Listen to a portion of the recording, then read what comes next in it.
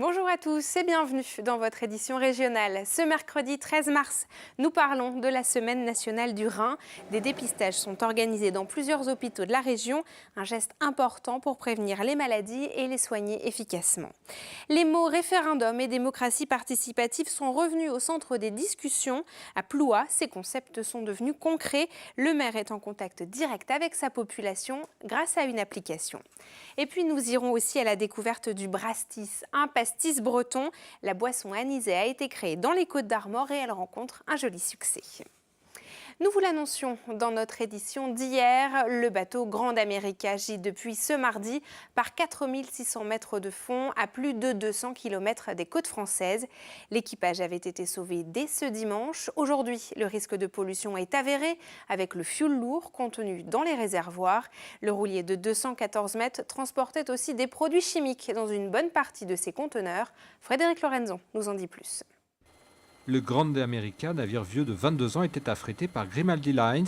Il transportait des containers et des véhicules de seconde main à destination de l'Afrique de l'Ouest et de l'Amérique du Sud. Des navires bien connus des associations de défense de l'environnement maritime. Ce sont les bennes à ordures en fait, de l'Europe du Nord qui vont récolter un petit peu dans tous les ports d'Europe du Nord des déchets pour les ramener dans les pays du Sud. Nous, bien entendu, cette situation, nous la dénonçons. Dans ces conditions, faut-il craindre une pollution sur les côtes françaises à la suite du naufrage du Grande America ? Devant l'Assemblée nationale ce mardi, le ministre de l'Environnement François de Rugy a confirmé le risque. Le préfet de l'Atlantique a donné quelques précisions sur la diffusion du fioul lourd sur nos côtes françaises. Il y a évidemment un risque avec du fioul lourd, un risque d'émulsion qui remonterait à la surface si une des cuves est percée, si un des réservoirs est percé ou fuyard, qui pourrait être dispersé bien évidemment en fonction de l'état de la mer. La zone impactée serait la façade entre les Charentes-Maritimes et la Gironde dans plusieurs jours. Le préfet maritime a indiqué qu'en plus des 2200 tonnes de fioul de propulsion, 45 containers contenaient des produits chimiques. Une partie a brûlé pendant l'incendie, le reste pourrait provoquer une pollution très localisée. De reconstituer avec minutie et le plus vite possible la cargaison réelle du navire en lien avec l'armateur, croyez-moi, ce n'est pas une simple affaire. Je viens de signer une nouvelle mise en demeure de l'armateur, lui demandant de mettre fin aux dangers pour la navigation et l'environnement marin représentés par les conteneurs et autres éléments à la dérive. L'association Robin des Bois a annoncé qu'elle déposerait plainte pour pollution maritime et abandon de déchets. Nous continuons à détailler l'actualité de la région avec votre chronique Toute Image, la Bretagne en 5 infos, préparée aujourd'hui par Benjamin Bréon. La tension monte à 3 jours du match de Ligue 2 Lorient-Brest samedi à 15h et pas que dans les vestiaires. Les supporters brestois s'insurgent contre l'encadrement très strict qui leur est imposé par la préfecture du Morbihan. Déplacement en car officiel obligatoire, pas de passage en ville, etc. En fin de semaine dernière, ils avaient indiqué qu'ils n'entendaient pas s'y soumettre. Devant ce refus, la préfecture du Morbihan a interdit ce mercredi la présence des supporters brestois samedi à Lorient. 200 policiers seront mobilisés et des fouilles mises en place pour faire respecter cette interdiction. Une plante bretonne sur 5 est aujourd'hui menacée. C'est ce qui ressort d'une étude du Conservatoire botanique de Brest qui s'est penché sur les 1500 espèces sauvages présentes dans la région. En cause, l'artificialisation des sols, la prolifération des espèces exotiques envahissantes et le changement climatique. La ville de Quimper doit-elle préempter la maison de Max Jacob ? La question se pose depuis sa mise en vente la semaine dernière pour 1,2 million d'euros. Elle a été classée Maison des Illustres en 2007 par le ministère de la Culture et contient encore des souvenirs liés au poète qui y est né en 1876. Elle a été transformée en restaurant en 2012, mais certaines pièces se visitent encore. La ville a lancé une étude avant de prendre position. La station gare du futur métro rennais prend forme. Le chantier colossal vise à mettre en place ce qui sera le véritable nœud des transports en commun de la ville et plusieurs dizaines d'ouvriers y travaillent chaque jour. À terme, 30 000 personnes devraient s'y croiser quotidiennement. Ouverture toujours prévue fin 2020. Enfin, un séminaire d'entreprise agité pour 8 cadres du groupe Total arrivé lundi sur l'île de Sein. D'abord, le voyage aller lundi matin avec 5 mètres de houle n'a pas été de tout repos, mais surtout depuis, les liaisons ont été interrompues et ils sont bloqués sur l'île. Alors, à eux de voir les choses du bon côté. D'abord, ils y sont les seuls non-sénants. Et ensuite, bien sûr, le spectacle est grandiose, c'est déjà ça. Jusqu'au 28 mars prochain, l'association France Rhin-Bretagne organise des journées de dépistage des maladies rénales dans les différents hôpitaux de la région.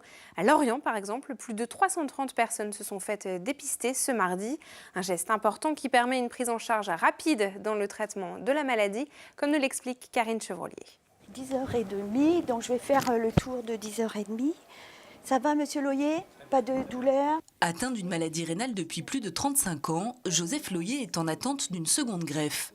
Ses reins ne fonctionnent plus correctement. Depuis 2014, il doit se rendre 3 fois par semaine dans ce centre de dialyse. L'eau va s'accumuler dans l'organisme entre les 2 séances de dialyse. Et donc cette eau qui va s'accumuler, chargée aussi de déchets, parce que le rein est là pour épurer aussi notre organisme, et bien cette eau plus accumulée des déchets va prendre un poids. Un poids qu'il faut éliminer, c'est le rôle de cette machine pendant 4 heures. Mais un poids qu'il faut également contrôler au quotidien avec un régime alimentaire bien spécifique. On n'a pas le gros potage, c'est ce qui est liquide. On mange toujours sans sel, le moins possible toujours. Je pense plus à ça, une question d'habitude après. La dialyse est préconisée à un stade avancé des maladies rénales. Particularité de ces dernières, elles peuvent évoluer pendant des années sans en ressentir les effets. Ce sont des maladies que l'on dit silencieuses. Le but pour une bonne prise en charge, c'est de diagnostiquer cette pathologie-là de façon précoce. Plus la pathologie est prise tôt, plus on se donne des chances de la traiter et en tout cas de repousser cette échéance. Seuls des tests simples comme une analyse d'urine ou de sang peuvent déterminer l'existence de ces maladies rénales. Aujourd'hui, un adulte sur 10 en souffrirait selon l'OMS. Le grand débat national prend fin ce vendredi et selon les premières estimations, plus d'1,5 million de contributions ont été reçues. Les citoyens semblent avoir envie de s'exprimer. Dans les Côtes-d'Armor, le maire de Plouha propose à ses administrés de débattre toute l'année. Il s'est inscrit sur l'application Maire et Citoyens. Mathilde Kemener s'est rendue sur place pour voir comment cela fonctionnait. En seulement 15 jours, une centaine de Plouhatins ont créé leur compte sur Maires et Citoyens. C'est une application gratuite lancée par le maire de Plouha. Les habitants peuvent directement l'interpeller, consulter l'actualité ou débattre d'un projet sur la commune.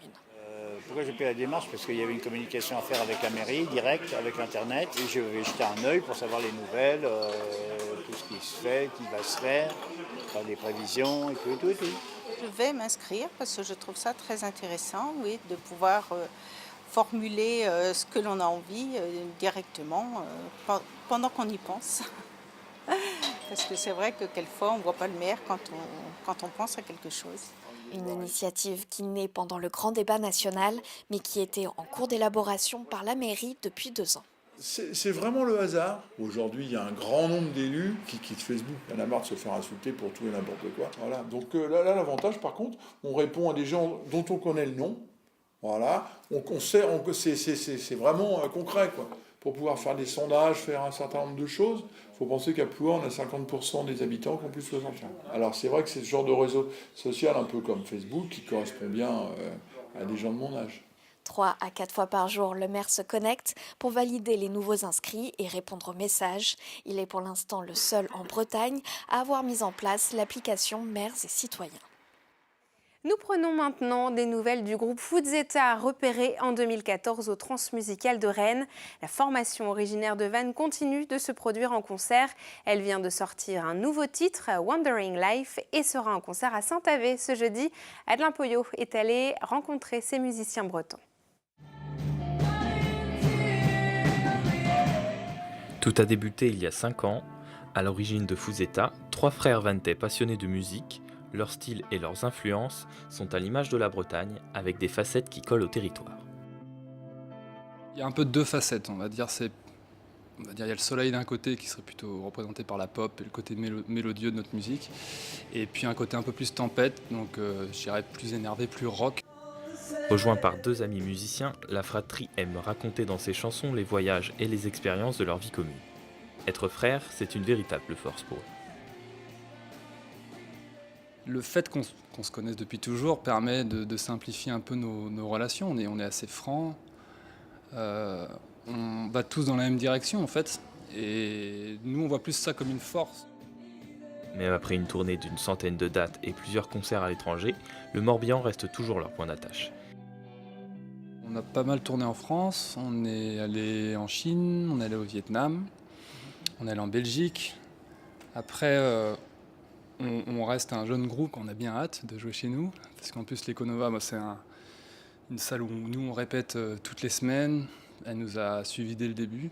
Et c'est cool aussi que ce soit le premier endroit où on joue ces nouveaux morceaux, parce que c'est un peu ici qu'ils sont nés aussi. Après 3 premiers EP, le groupe sortira ce vendredi un nouveau morceau. Leur prochain album, prévu pour 2020, viendra s'ajouter à la diversité musicale du paysage breton.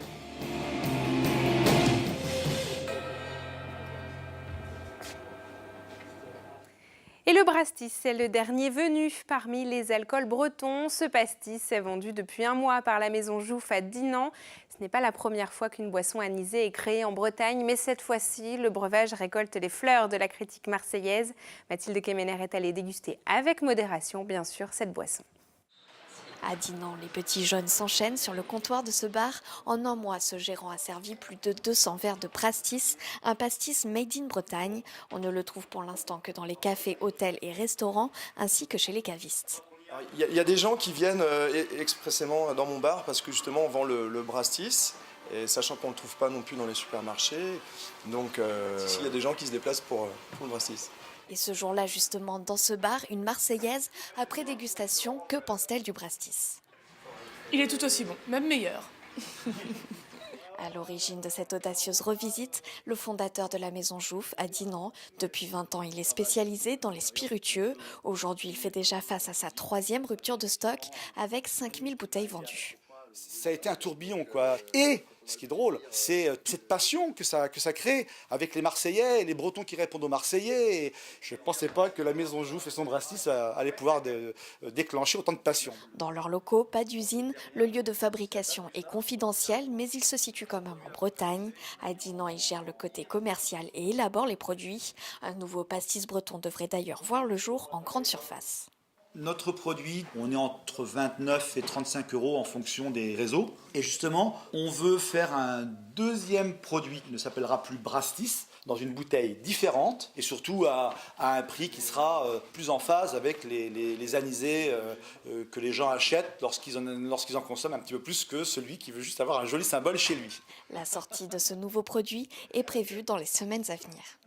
De la galette, il y a un petit coup de galette.